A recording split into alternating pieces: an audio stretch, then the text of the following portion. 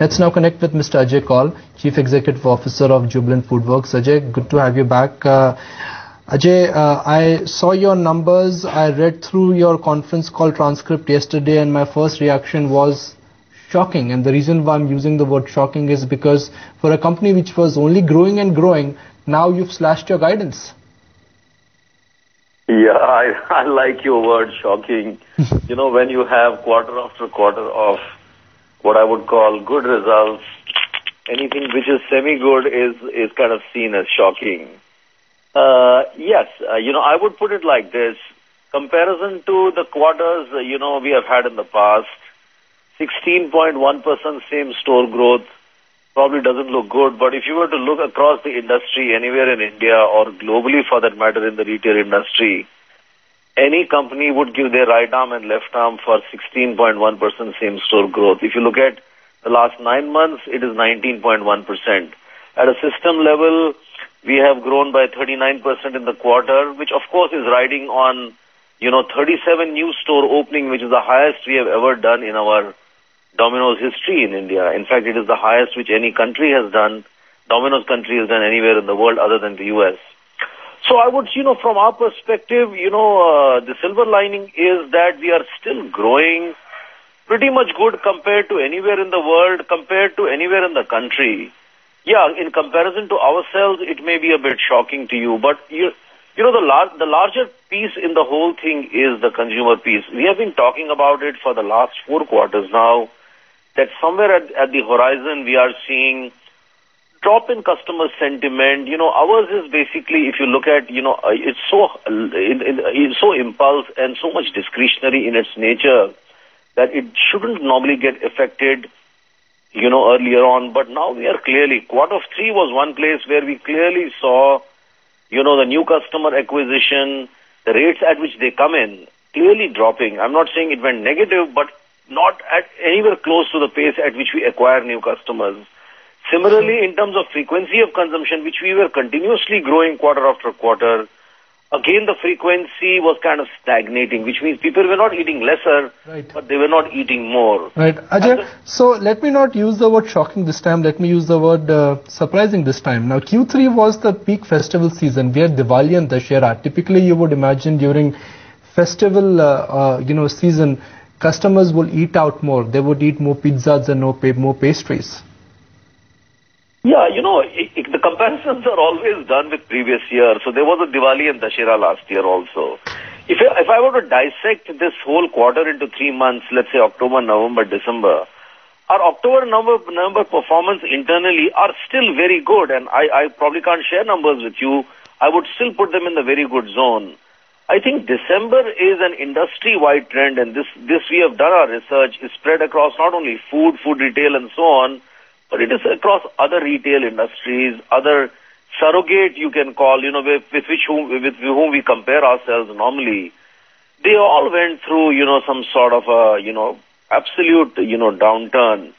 And December was actually the killer. And that's what brought this whole same-store growth 16.1% down. Otherwise, we were kind of on track as far as the rest of the year was concerned, even in October and November.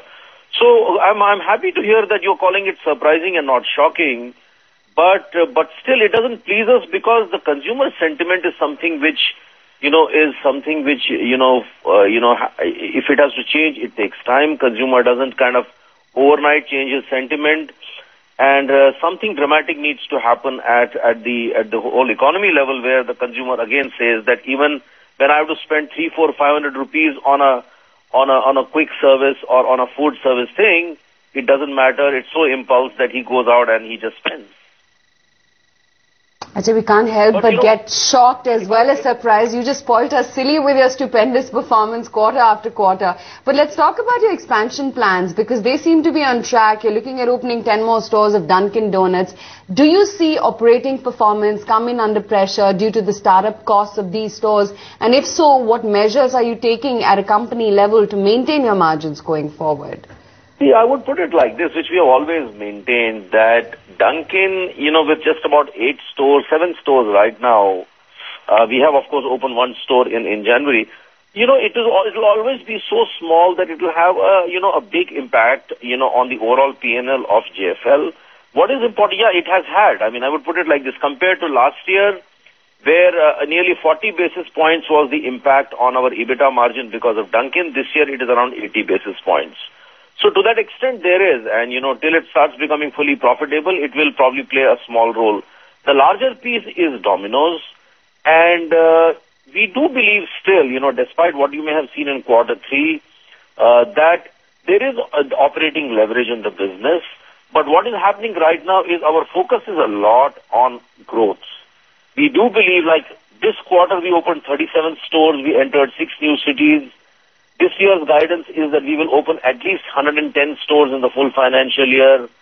And, if I were to look forward without hazarding or guessing a number, I think opening 110 stores, at least what we will do this year, in the years to come, should not be an issue at all. So we are right now building all our infrastructure, people, processes, and all this requires investment, to grow at that pace in future, at least at that pace in future. So it will put a bit of pressure on our margins. Right. But the moment we decide to kind of not do that, I think operating leverage is something which should come in. Whether it will come in next year, next quarter, I can't say right now, because we are in the state right now of investing in the business. Fair point. So leverage can work both ways. Final question, Ajay. You're expanding quite rapidly. Do you think you could be sabotaging your existing stores because of this rapid expansion? Bingo, you're absolutely right. In fact, I was coming to this point that, as we are opening more stores, it is but natural in any part of the world as much as it will be in India, that your existing stores will get cannibalized a bit. It's called splitting of stores. When you open a new store, it tends to take away a bit of the business. So, to granularize the whole thing, if our same store growth in quarter 3 is, let's say, 16%, if we were not to open a lot of those other stores because of which splitting is happening, this number would easily be sitting at around 21-22%. But this is something which happens every quarter, so, I need to give you comparable numbers even for previous years. So it does tend to do that, but that is part and parcel of the game. As you're growing the market, as you want the frequencies to increase, you will have to kind of make your stores that much more tighter, where you start giving better service, and as a result, sooner than you know, the stores start doing as well as they were doing 6 months back when they were split. Right. I really appreciate your time, and thank you for joining us.